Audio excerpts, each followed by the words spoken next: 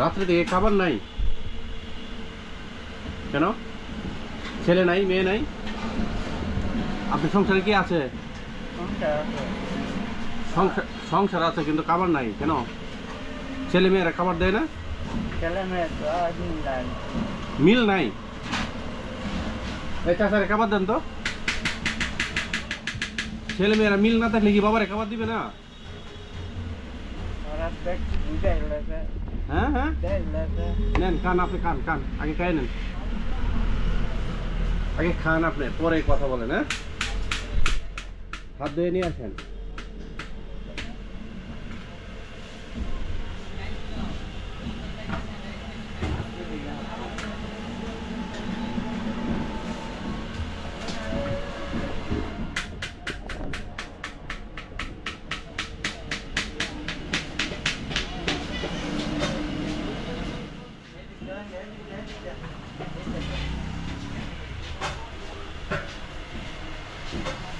বয়সের বারে কে হাঁটতে পারে না, ছেলেরা খাবার দেয় না। চিন্তা করেন কোথায় বসবাস করি আমরা।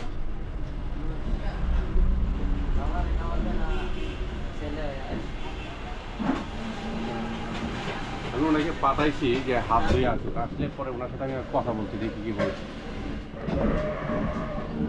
হাত ধুয়ে আসতেছে কিন্তু উনি বয়সের বারে হাঁটতে পারতেছে না, কিন্তু ওর সন্তান ওনাকে খাবার দিচ্ছে না। আমি অবাক হয়ে যাই, একটা সন্তান কষ্ট করে লালন পালন করার পর যদি তারা খাবার না দেয়, তার এর চেয়ে কষ্ট কি হতে পারে? হ্যাঁ, আপনার সন্তান কি বলে? আপনাকে খাবার দিবে না এই সমস্ত বলে? হ্যাঁ, খাবার দিবে না? একদম, হ্যাঁ একদম দেয় না, একদম দেয় না আপনাকে খাবার? তাদেরকে আপনি বলেন না, এলাকার লোকজনের কাছে আপনি বিচার দিতে পারেন না যে আমাকে ওরা খাবার দেয় না? বিচার করছো দেখি তো দুজন গেছে টাকা আপনাকে খাওয়াবে বিদায়, সে ঢাকা চলে গেছে না? আপনি খান, আগে খান। রাত্রে থেকে খাবার নাই করে না? আহা, রাত্রে কি খেয়েছিলেন? রাত্রে কি খেয়েছিলেন? রাত্রেও খান নাই? এখন কথা হইল, চাচি কোথায় আছে?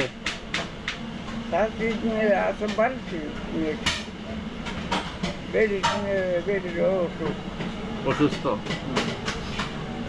আপনার ছেলেরা বুঝায়, আপনি বলতে পারেন না যে আমি তোদেরকে কষ্ট করে লালন পালন করছি, এখন তোরা খাবার না দিলে আমি যাবো কোথায়? তারা কি এক কথাই আমরা বেড়াতে দিয়েছি, আবার বলছে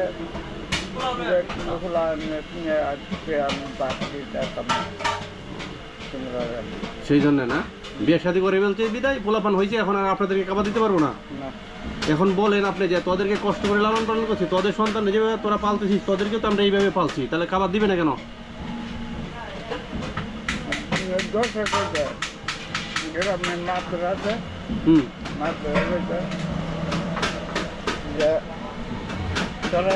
শুরু থেকে ভাবছে নালা নালা করে মানে করে